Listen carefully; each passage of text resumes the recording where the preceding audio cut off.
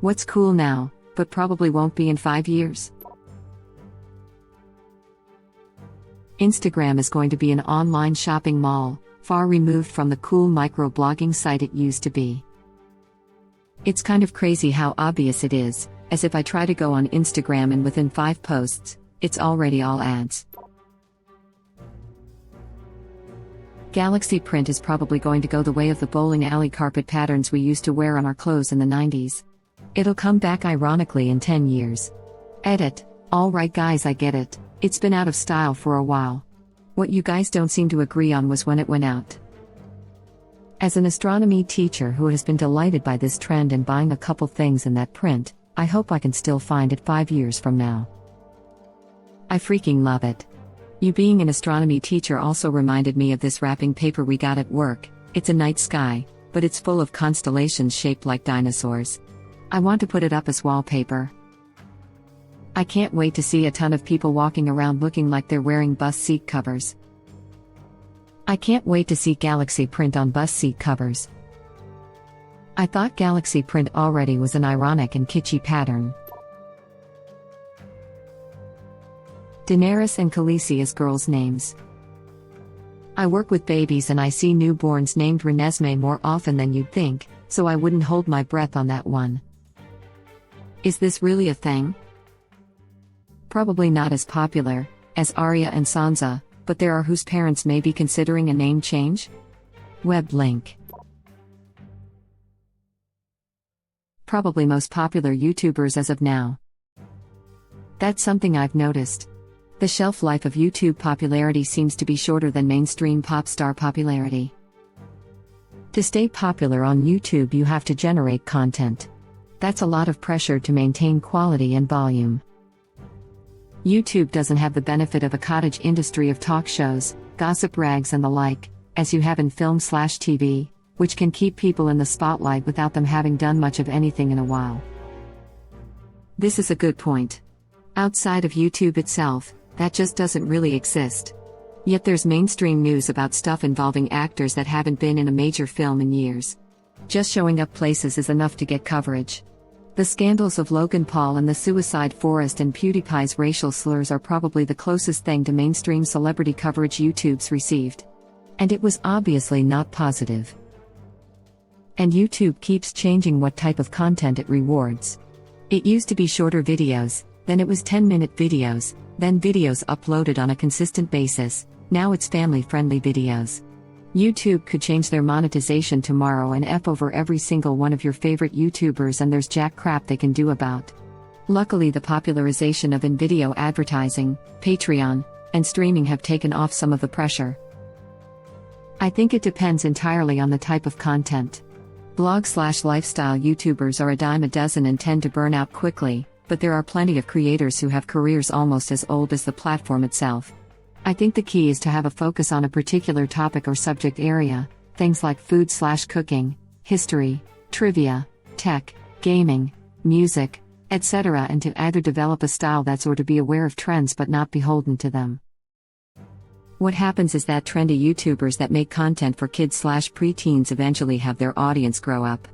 It's cheap content that isn't made to last but to entertain, sort of like the fast food of YouTubers. YouTubers that make more decent content tend to last a lot more. I.e. Angry Video Game Nerd, 14 years plus, Captain Disillusion, 13 years plus, Mr. Beast, 9 years plus, etc. I thought Ray William Johnson and Smosh would rule for the next 10 years in 2011. You might be right. Smosh kind of got screwed. When they were big, YouTube didn't really have ads and didn't pay very well. So Smosh signed a contract with a like management company that eventually went belly up. Thankfully, Rhett and Link saved Smosh by purchasing the rights and making them a part of their brand Mythical. So they now film at the same studio as GMM. Didn't they have real trouble when the algorithm started rewarding longer videos? If I recall, their bread and butter at the time were highly produced but shorter videos that got screwed over. Smosh had lots of issues. Most causes by Defy, some caused by it and its algorithms. It's been noticeably better since Mythical bought it, not as much ridiculous product placements. It would be nice if Anthony came in for some cameos every now and then though. Very different channel to what it started off as, but that's okay. Shane is probably the new funniest person in Smosh. Ray cashed out, though. He could have had a few more years, but I think he got bought out for that retire before 30 money. Smosh, now there's a name I haven't heard in a long time. Markiplier is going strong. Even if he fades in the next 10 years, he should be set money-wise. Should. Yeah, Mark and Jacksepticeye are still going pretty strong. Smosh took quite a beating but still makes money, and I'm positive no one from the 7th grade for under knows who Ray William Johnson is. I'm 23, my girlfriend is 20. She doesn't know who RWJ is. I think you're being generous here. It's a miracle PewDiePie and Markiplier have survived as long as they have. I can see PewDiePie remaining big until he decides to turn off the camera and retire. I see Linus Tech Tips that way. That man has built the company so that even if he dies tomorrow, his channel will stay up and continue. Unless they decide to stop, they aren't going anywhere. Linus Tech Tips is probably the best example of becoming a business from YouTube. It's so odd thinking about the fact LTT has done so well that they host their own tech expo. PAX is the Penny Arcade Expo, they were just some webcomic guys. Honestly, Child's Play is also doing well too. Mark genuinely seems like a cool dude who just wants to create stuff. He's branching more and more into doing big projects beyond just gaming. I feel like he'll stick around until he calls it quits or his thinly veiled masochism finally does him in.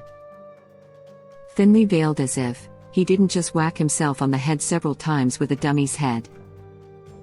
Or used a second channel for 1 year on the premise of seeing how far they can go. I like how in several of his videos he explicitly says that he isn't a masochist, and then proceeds to torture himself. I think that the thing I appreciate about Markiplier is the fact that he seems to have realized that doing a lot of the stuff he was doing was losing his audience, where now that a lot of his earlier viewers are growing up he actually adapted to them rather than keeping the same audience. I've been watching for 10 years, but there was like a 4 to 5 year gap where nothing except his FNAF videos grabbed me. Now a lot of his stuff I find entertaining again. I just generally like Markiplier a lot. He is smart about his content, and the interview he did on Rhett and Link's podcast was super interesting. Seems like a genuinely sincere and kind person. There was a stretch where he clearly started to force himself to act like he was amazed or like he was afraid, and it showed, but after he took that hiatus a few years back and actually made a video that said he thought his newer content was crap, he's actually vastly improved, and you can really tell the difference between his fake moments from before and his much more laid-back attitude now.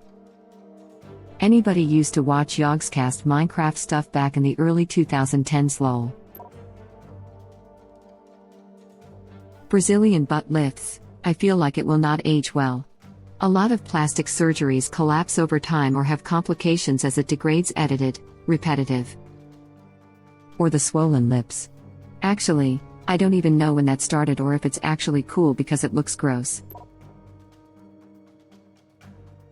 Current plastic surgery trends to meet the current IG standards. I fear for a lot of people who have had BBLs and facial surgery that the look will become outdated and permanently associated with late 2010s and early 2020s, kind of how like there are plastic surgery trends associated with the 90s/2000s. What trends associated with the 90s/2000s? Lots of women had skinny eyebrows tattooed on their faces, tattoo lip liner, overly processed bleached hair, and oddly large implants. Those things are pretty tough to reverse. Also, those super thin rhinoplasty noses. Massive lip fillers too. Ah, you can't beat the anaphylactic shock look. Those round implants too. Implants that screamed implants. I don't mind the concept of plastic surgery, but do think it looks best when the desired outcome is to look natural. Plenty of celebrities have had almost every part of their face and body touched up but just look like the perfect version of themselves rather than looking like the ideal 2021 Instagram model. The best plastic surgery are the ones you don't notice. It's like real-life CGI. I'm curious about this as well. I can't think of anything aside from the giant balloon boobs. Maybe Lil Kim/Janet Jackson-esque nose jobs. Yes, the boobs and the pinched nose rhinoplasties, and severe face lifts. It was huge boobs and no butt. Everyone looked like peas back then. Now, I'd say everyone wants to look like a D. Huge butts and thighs are super in most cases it doesn't even matter how big your boobs are anymore. And the trend will again change at some point. The idea of a woman's ideal body shape has changed constantly throughout history and varies widely by culture. There are some basic principles that are considered universally attractive, but the rest is just societal fetishization. Hopefully Pokémon cards, so I can finally afford to buy them again. Fake vents in cars, if they were ever cool in the first place. They never have been cool. In fact, reviewers hate them, and that's what they point out in reviews. Corporations trying to be weird and relatable on Twitter. Wish it would die out now. Twitter, where people try to be brands and brands try to be people. That should be the quote of the year, needs to hang on a wall somewhere. It would be a great tweet. Silence brand. That's just the modern versions of corporations trying to make all their commercials cool and wacky in the 90s. Probably not going to happen, but I really wish influencers won't be cool anymore. It is just how we brand the famous. The Kardashian family were still influencers before the word. Remember Paris Hilton having her own thing? That was well before we even thought to define influencer culture. It just is rough now because it seems slightly attainable by the average Joe. Basically, they're just socialites, yeah. Been around for ages. Influencers are just backyard socialites. There's a very interesting episode of the American Hysteria podcast about the history of influencers dating back to like Aunt Jemima and Abraham Lincoln. Laughing out loud, it's pretty fascinating. Humongous butt injections. We'll just cycle back to humongous breast implants. Ass, titties, ass and titties, ass titties titties, ass and titties. Yes. When I see pics of Kim Kardashian, it literally looks like a human wearing saddlebags. Yes, I know saddlebags are a pejorative term for bad thighs, but she is something else. I saw a magazine that had the Kardashians in bikinis on the cover with the caption, "How to get this body," and if the answer isn't just be rich and have surgery, then they are obviously buying into a con. This is my former coworker. We had a huge argument in the kitchen because she claimed the Kardashians are all natural and got their asses by working out. I read a comment elsewhere that said she was built like a centaur, and it's all I think of when I see or hear about her. Recently I saw that she was compared to the Mewtwo Pokémon. The first time I saw her in person, I was at a makeup masterclass. I audibly gasped. I've never seen such strange proportions, and it's so much more pronounced in person. Yes, and lip injections. A lot of the stuff I see people doing on TikTok seems like the kind of thing you'd be embarrassed about in a few years. Honestly, I am embarrassed about pretty much everything I did at that age. I remember trying to make jackass videos as a kid. There was nothing quite like riding your bike into a bush that sat directly in front of a brick house for laughs. Still not sure how any of us are alive. We were basically little Wolverines with rubber bones when we were kids. We could do anything. Now? If I look about 2 feet below me, my knees will shatter. After ripe old age of 30, I've started suffering from sport injuries inflicted by the act of sleeping. That is my shoulder. I somehow separated it in my sleep by rolling over. I woke up to it going back in. Bro, they specifically asked you not to do that. We'll all know that was actually a challenge. Ain't nobody listening to that warning. Especially 12-year-old boys. If anything, it encouraged us. So many rounds of either Celebrity Deathmatch or Mortal Kombat played on the trampoline. You know how to get kids to do stuff? Tell them they can't. You can't eat vegetables, oh yeah. Watch me. I'm just glad my exploits were long ago enough that there isn't a digital record of it, lol.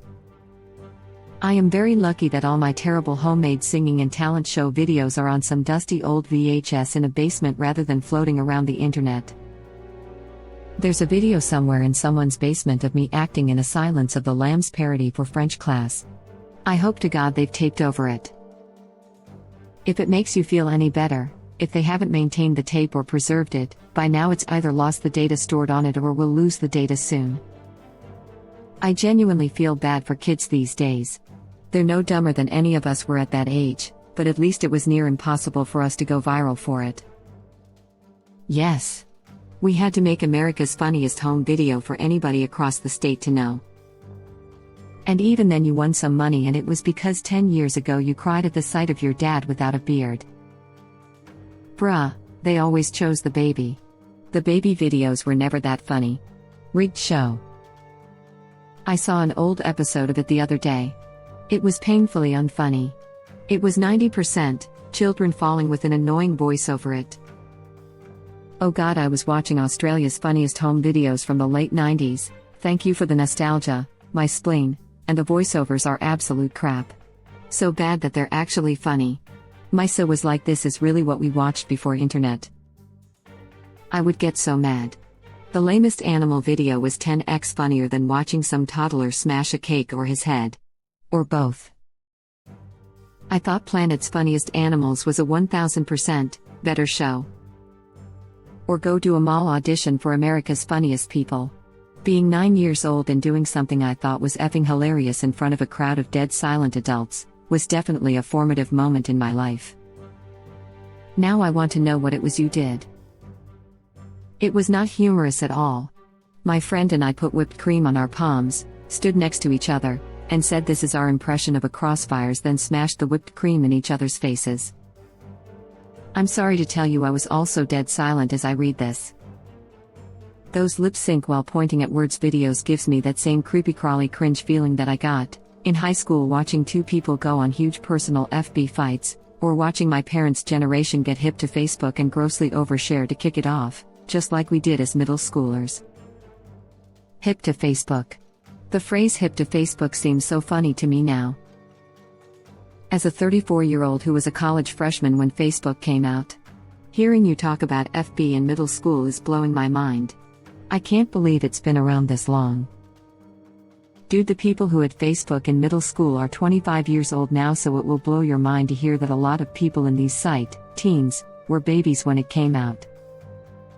Thank you for watching. Please subscribe to be the first to know about Red Rabbit Reader's new videos. If you like our videos, please like them on YouTube and share them with your friends. We welcome your comments below. Press to start another of our videos.